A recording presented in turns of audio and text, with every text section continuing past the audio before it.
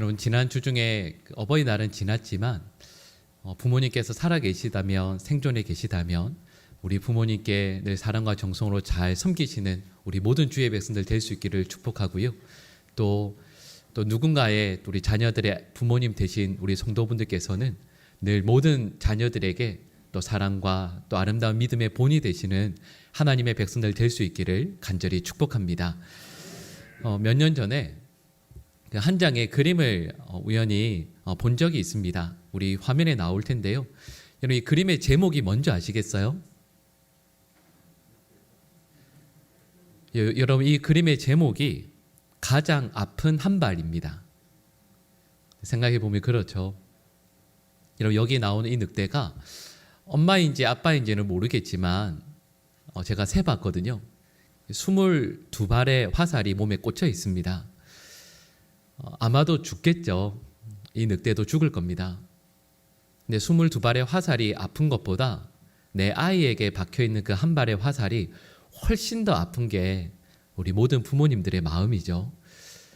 우리 자신의, 내가 나 자신을 사랑하는 것보다 나를 더 사랑하시고 또 귀하게 여겨주신 우리 부모님들이 계시기 때문에 저희 모두가 이 자리에 있을 수 있는 것 아니겠습니까?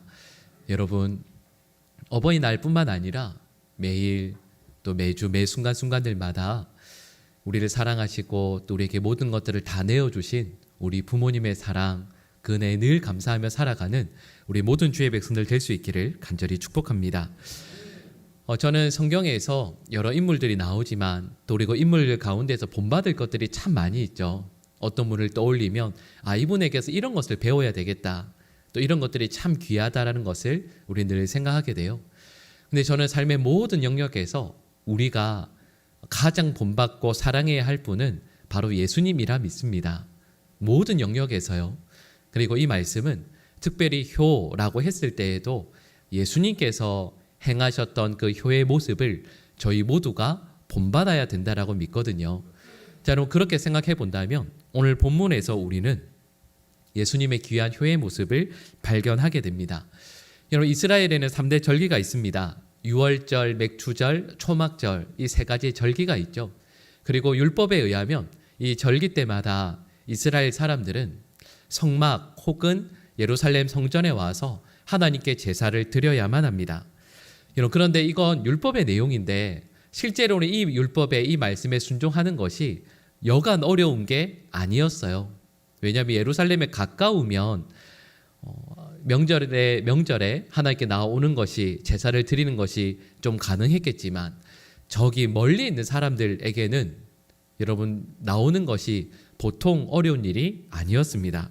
그 이유를 몇 가지로 말씀을 드리자면 첫 번째로는 경비 문제죠. 여러분, 오랫동안 그 시간을 들여서 예루살렘까지 오고 또 돌아가게 될 때 거기에 드는 경비를 생각해 보면, 여러분, 그 당시에 대부분의 유대인들이 하루하루 먹고 사는 것이 힘들었다라는 것을 생각해 보면 그 경비를 모으는 것 자체가 실은 보통 일이 아니었습니다. 또 두 번째 이유가 있죠. 여러분, 여행을 오가는 그 기간 동안 여러분, 그 사람들은 일을 하지 못하게 되겠죠. 하루하루를 먹고 살아야 되는데 일을 하지 못한다라는 것, 그것 자체만으로도 실은 엄청난 부담이 됩니다. 그리고 수천 년 전이니까요. 먼 길을 오가게 될 때 안전의 문제도 있지 않겠습니까?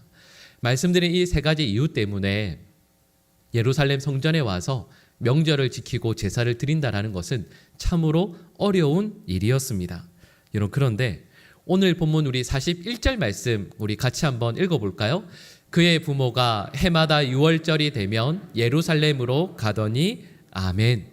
여러분, 이 말씀의 의미는 이런 거예요. 예수님의 부모인 요셉과 마리아가 그냥 유월절에 오갔다라는 뜻이 아니라 그만큼 예수님의 부모님 마리아와 요셉의 신앙이 하나님 앞에서 참으로 신실했다라는 뜻입니다. 예수님께서 자라셨던 나사렛에서 예루살렘까지 거리를 보통은요, 학자들이 150km 정도로 잡습니다.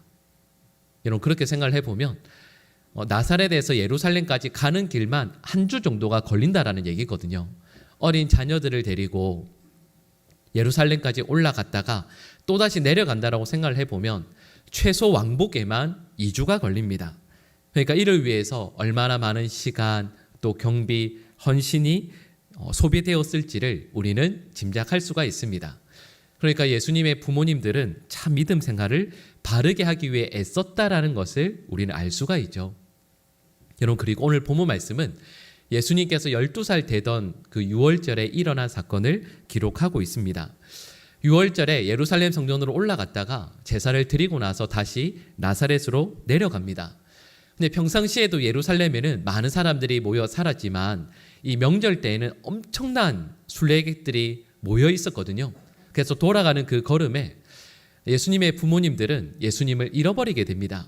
근데 아마도 이렇게 생각했겠죠. 오늘 본문 말씀에 나오는 것처럼 많은 친족들 또 가족들이 있으니까 그들과 함께 예수가 잘 내려가고 있구나. 더군다나 예수님의 부모님들은 어린 예수님의 동생들을 케어해서 데리고 가느라 정신이 전혀 없었을 겁니다. 근데 문제가 생기죠.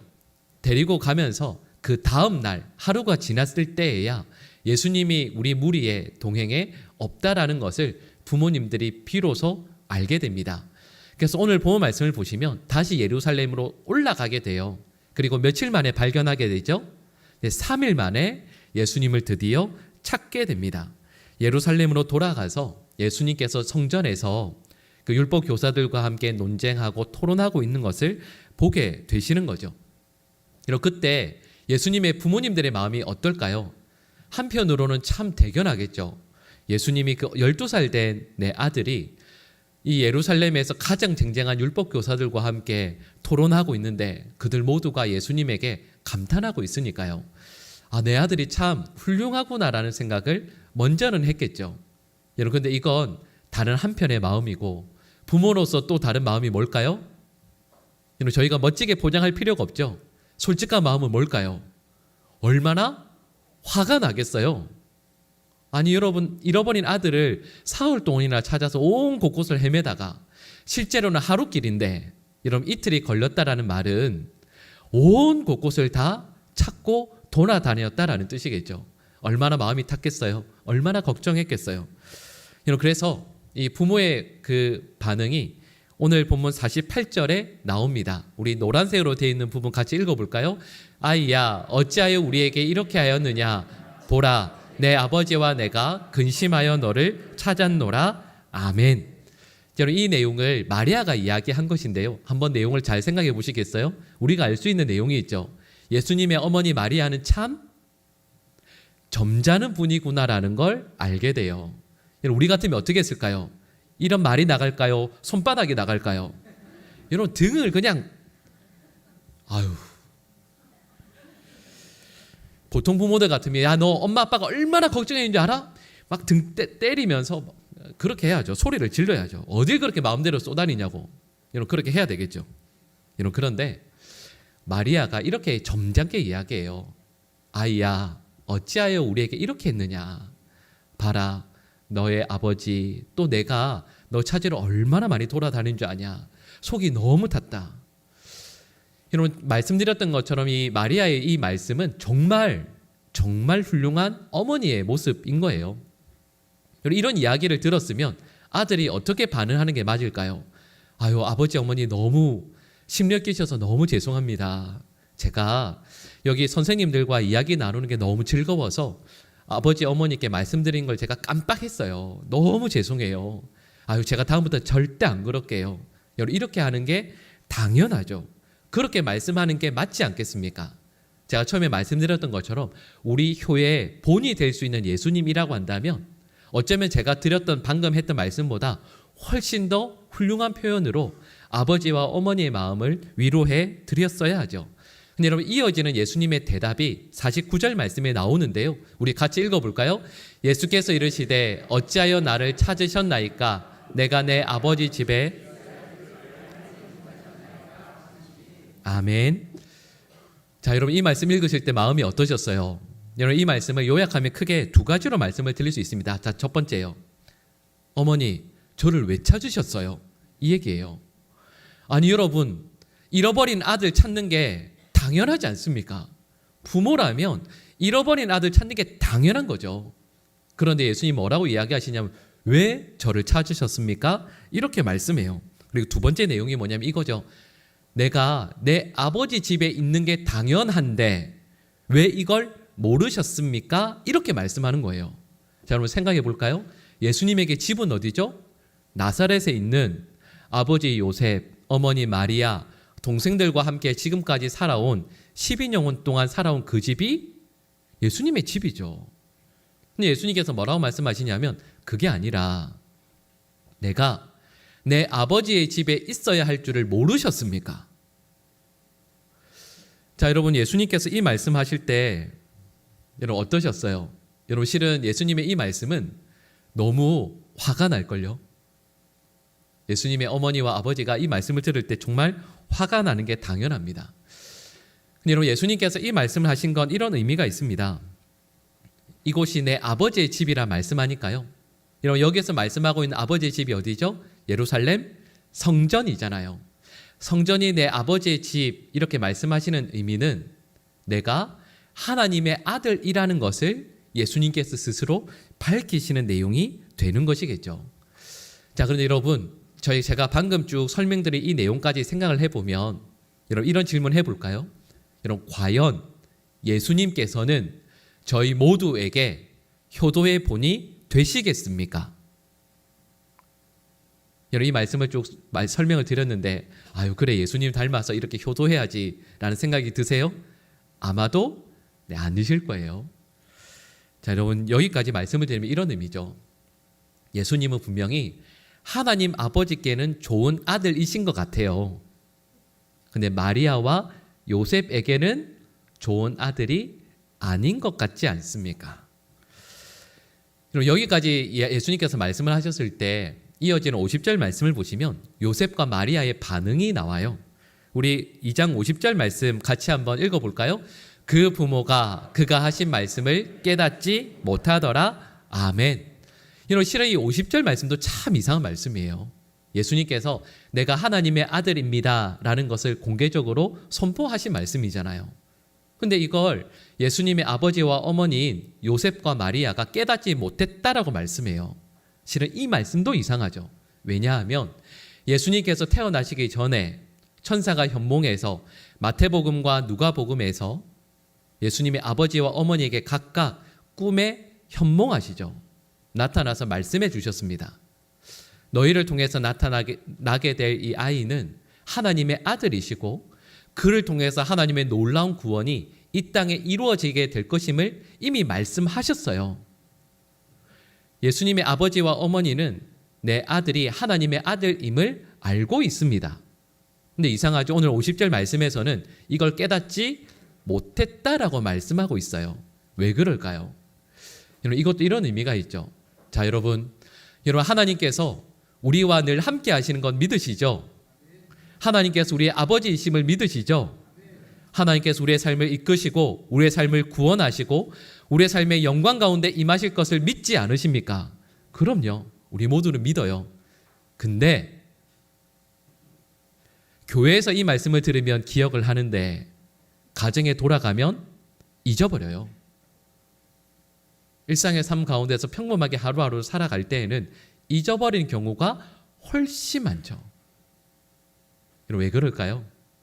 말씀드렸던 것처럼 이곳에서 하나님께 예배하는 그 가운데서는 이 말씀을 듣지만 우리의 일상의 삶에서는요, 매일매일 일상을 살아가는 모든 것들이 우리에게 당연하거든요. 일상의 삶이 하루하루 이어지면 말씀드린 이 귀한 신앙의 진리들이 우리에게 너무도 당연한 것이 되어서 잊어버리게 됩니다. 그리고 예수님께서 이 말씀을 하셨을 때 예수님의 아버지와 어머니도 깨닫지 못해요. 이분이 우리의 아들이 아니라 하나님의 아들이시지. 아유, 내가 이걸 잊어버리고 살았구나. 이렇게 깨달아야 되는데 그걸 기억하지 못합니다. 왜냐하면 매일매일 일상의 삶이 그렇거든요. 자, 여러분 그런데 여러분 여기에서 예수님의 반응이 이어지는 반응이 제가 지금까지 쭉 말씀드렸던 이 내용과 논리적으로 연결을 해보면 또 전혀 맞지 않습니다. 분명히 아까 49절 말씀을 생각해 보면 이렇게 말씀하셨잖아요. 내가 내 아버지의 집에 있어야 할 줄을 왜 모르셨습니까? 이렇게 예수님께서 말씀하셨잖아요. 그러면 예수님은 어디에 있어야 될까요? 예루살렘 성전에 계속 머물러 계셔야죠. 이렇게 말씀하셔야죠. 부모님, 혹시 제가 보고 싶으시면 예루살렘 성전으로 오십시오. 이제 이곳이 저의 집입니다. 제 아버지가 계신 바로 이곳이 저의 집이니까 저기 나사렛 집으로 가셨다가도 혹시 제가 그리우시면 이곳으로 오시면 저를 만나실 수 있으실 겁니다. 이렇게 하는 게 논리적으로 맞죠. 여러분, 그런데 예수님의 반응이 51절 말씀에 나옵니다. 우리 같이 읽어볼까요? 예수께서 함께 내려가사 나사렛에 이르러 순종하여 받드시더라. 그 어머니는 이 모든 말을 마음에 두니라. 아멘. 51절 말씀 읽으실 때 이상하지 않으세요? 분명히 예수님께서 49절에서 뭐라고 말씀하셨냐면 내 아버지의 집은 여기입니다. 내가 여기에 있어야 할 것을 왜 모르셨습니까? 라고 말씀하셨거든요. 그럼 이어서 당연히 예수님은 아버지의 집에 계속 머물러 계시는 것이 맞죠. 논리적으로 그게 맞습니다. 근데 이 51절 말씀을 보시면 예수님이 이 말씀을 하시고 나서 오히려 부모님과 함께 나사렛으로 돌아가세요. 51절 말씀을 실은 저희가 읽었던 쭉 내용 말씀들을 쭉 생각해 보면 정말 이상한 말씀이죠. 그리고 우리는 이런 고민을 해야 됩니다. 왜 예수님께서 이렇게 하실까? 왜 안 맞는 말씀대로 하실까? 그리고 그 이유를 이렇게 말씀드릴 수 있습니다. 여러분, 처음에 예수님께서 49절에서 아버지의 집이라고 말씀을 하셨잖아요. 여러분, 아버지의 집이 어디죠? 예루살렘 성전이죠. 여러분, 1차적으로는 예루살렘 성전이 맞습니다. 그런데 예루살렘 성전만 예수님의 집이 아니라, 아버지의 집이 아니라, 실은 이 말씀을 하고 나서 예수님께서 갈릴리 나사렛으로 가시잖아요. 왜냐하면 그것도 하나님 아버지의 집이기 때문입니다. 여러분, 생각해 볼까요? 제가 처음에 잠깐 말씀을 드렸는데, 여러분, 하나님 아버지께서 어디에 계시죠? 온 세상에 계세요. 예루살렘 성전에만 계신 것이 아니라 갈릴리 나사렛 그 집에도, 예수님께서 예루살렘을 떠나 그곳으로 가는 그 길에도, 예수님께서 공생의 사역을 하시면서 병자들을 만나 하나님의 말씀을 증거하시고 그들을 고쳐주시는 바로 그들도 어느 곳이든 하나님께서 계신 곳이었습니다. 그리고 심지어는 예수님께서 못 박혀 계신 그 십자가에도 하나님께서는 함께 계셨죠. 그리고 이 말씀은 하나님 아버지의 집이 아닌 곳이 이 세상 어디에도 없다라는 뜻입니다. 하나님 아버지의 집에 예수님께서 계신다라고 했을 때 그것은요, 여러분, 예루살렘 성전 이곳만 하나님께서 계시다라는 뜻이 아니라 하나님께서 계신 바로 그 장소, 그곳이 온 세상을 향해서 확장되어진다라는 뜻을 오늘 본문이 말씀하고 있는 거죠. 여러분, 생각해 보시면 저희들 이렇게 생각해요. 여러분, 일주일 하루 살아가실 때 가장 경건하게, 거룩하게, 아름답게 계신 곳이 어디일까요? 여러분, 다른 곳이 아니죠. 어디죠? 바로 여러분, 여기 아니에요? 여러분, 그래도 제가 이렇게 보면 제일 괜찮을 때가 여기입니다. 여기 교회에서 여러분들과 함께 있을 때죠. 여러분, 일주일의 삶을 돌이켜 보면 가장 거룩하게, 가장 경건하게, 사람들이 볼 때 가장 훌륭한 말, 모습, 삶의 내용들을 가지고 살아갈 때가 바로 이 예배당 안에 있을 때죠. 본문 말씀의 내용이 이거예요. 예수님께서 예루살렘 성전에 계시는데 하나님께서 나와 계시는 바로 이곳, 함께 예배하는 그곳에서의 삶이 확장되는 거예요. 어디까지로요? 나사렛, 예수님께서 가족들과 함께 사시던 그 집, 나에게 맡겨주신 일들을 하는 바로 그곳, 십자가에 달려 죽어가시는 바로 그곳까지 하나님께서 나와 함께 계시기에 가장 거룩하고 아름답고 하나님께서 보시기에 합당한 말과 행실을 담아내는 그 삶이 여러분, 성전 안에서 뿐만 아니라 예수님께서 가시는 모든 곳까지 확장되어진다라는 것을 말씀하고 있는 거죠. 그리고 이건 우리에게도 마찬가지입니다.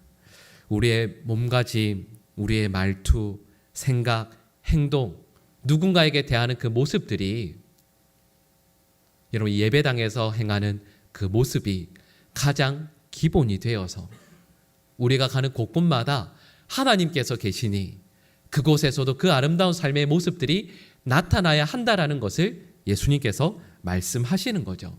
여러분 그래서 예수님께서 일상의 삶 가운데에서 행하시던 바로 그 모습을 오늘 본문에서 뭐라고 말씀하고 있냐면 순종하여 받드셨다 이렇게 말씀하고 있습니다.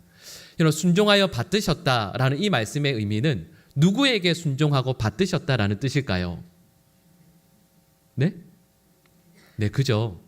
여러분 1차적으로는 가정으로 돌아갔는데 순종하여 받드셨다라고 했을 때 분명히 그 대상은요.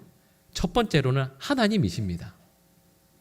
우리가 그냥 볼 때는 이 본 말씀을 보면서 부모님께 효도하신 것이니까 요셉 그리고 마리아에게 육신의 부모님의 말씀에 순종해서 부모님을 잘 받들었다라고 생각하실 수 있지만 본 말씀의 내용은 이거예요. 예수님께서 고향집으로 돌아가십니다. 그런데 하나님의 말씀을 받들어서 하나님의 말씀에 순종하시는 거죠. 근데 여러분 이것이 대상이 각자 다르게 나타나는 거예요. 예를 들면 그 모습이 부모님에게 나타나면 그걸 우리가 뭐라고 이야기하냐면 효라고 이야기하는 거예요. 하나님의 말씀을 붙들고 말씀에 순종하여 나타나는 그 삶의 모습이 부모님께 나타나면 효도이고 내 곁에 있는 이웃에게 나타나면 예수님께서 말씀하신 이웃 사랑이 되는 것이고 나의 원수에게 나타나면 예수님께서 말씀하신 원수 사랑이 된다 하는 거죠. 그러니까 우리 하나님의 백성들은 우리 기독교인들은 성전에서 하나님께 예배하며 겸손히 섬기는 바로 그 모습으로 부모님께 순종하고 부모님을 받들어야 한다라는 것입니다. 여러분 그래서 성경이 말씀하고 있는 효도는 세상이 말하는 효도와는 전혀 다릅니다. 우리 성도들은 하나님의 말씀에 순종하고 하나님을 받드는 그 모습이 하나님께 나타나는 바로 그 모습이 내 곁에 있는 이웃들에게 대상만 다르게요. 동일하게 나타나는 바로 그 모습을 바로 우리 하나님 백성들의 삶이라 말씀하시는 거죠. 여러분 그래서요. 교회 안에서 예를 들면 좋은 성도가 내 곁에 있는 우리 부모님께 효도하지 못한다라는 말은 실은 불가능한 말이에요. 좋은 성도인데 효도하지 못한다라는 말은 불가능한 말입니다. 또 다르게 이야기해 볼까요? 하나님 앞에서 바른 성도가 또 부모님께 효도하는데 내 곁에 있는 우리 성도들에게는 바르게 대하지 못한다? 이런 실은 이 말도 불가능한 말이에요. 그 말은 틀린 말이에요. 또 다시 이야기해 볼까요? 하나님 앞에 바르게 선 성도가 이웃을 사랑하지 못한다? 그 말도 틀린 말입니다. 그 말은 불가능한 말이에요. 하나님께 바르게 순종하고 이웃을 사랑하는 성도가 원수를 향해서 바르게 하지 못한다. 그 말도 틀린 말이에요. 하나님의 백성들은 하나님을 바르게 섬기고 하나님의 말씀에 순종하는 그 모습으로 살아가야 되는데 그것이 우리 곁에 있는 모든 사람에게 동일하게 나타나야 하는 겁니다. 그리고 저는 여기 우리 모든 주의 백성들이 하나님을 향해서 섬기고 하나님의 말씀에 순종하는 그 모습이 우리 곁에 있는 누구에게라도 동일하게 나타날 수 있게 되기를 간절히 축복합니다. 우리 부모님께도요, 내 배우자에게도, 내 자녀들에게도, 우리 곁에 있는 우리 성도들에게도요, 그리고 예수님의 말씀에 따라서 우리 곁에 있는 그 어떤 원수에게도요. 예수님께서 성전에서 우리 주님께서 나와 함께 계심을 온전히 믿고 그 하나님께 온전히 순종하며 하나님을 받드셨던 그 모습이 갈릴리, 나사렛, 일상의 삶의 영역에서도 어떤 누구에게라도 늘 나타났던 것처럼 저는 우리 모든 성도들이 여러분 우리 예배당 안에서만 훌륭하고 겸손하고 신실한 하나님의 백성으로만 서 있는 것이 아니라 우리의 가정, 우리의 직장, 그리고 사랑하는 성도들과 만나서 이야기를 나누는 그 어떤 자리에까지 아름답게 이어질 수 있게 되기를 간절히 축복합니다. 그래서 우리 모든 성도들이 부모님께는 효도하고요, 내 배우자에게, 내 자녀에게는 사랑과 겸손으로 늘 섬길 수 있고, 사랑하는 우리 믿음의 동력자들 함께 아름다운 믿음의 공동체를 만들어 나갈 수 있고, 내 원수에게는 예수님의 말씀을 따라 사랑하고 섬겨서 그들에게 깊은 감동의 울림을 전해줄 수 있는 모든 주의 백성들 될 수 있기를 간절히 축복합니다. 기도하겠습니다. 우리 인생의 주인이신 하나님, 저희가 이 예배당 안에서뿐만 아니라 가정과 직장 모든 삶의 자리에서도 주님을 대하고 섬기듯 저에게 허락하신 이들을 사랑하고 섬기게 하여 주시옵소서. 특별히 저희의 부모님들을 받들어 섬길 때 주님을 대하고 섬기듯 하길 원합니다. 저희 교회 모든 부모님들에게 은혜를 베풀어 주시고 주님께서 친히 지키시고 동행하시며 건강과 그 마음을 지켜 주시옵소서. 자녀들과 모든 후손들에게 늘 사랑과 존경 받으시며 믿음의 본이 되게 하시고 자녀들을 위해 기도하시는 모든 기도의 내용들 우리 주님 친히 기쁨으로 응답하여 주시옵소서. 이 모든 간구를 예수님의 이름으로 기도드립니다. 아멘.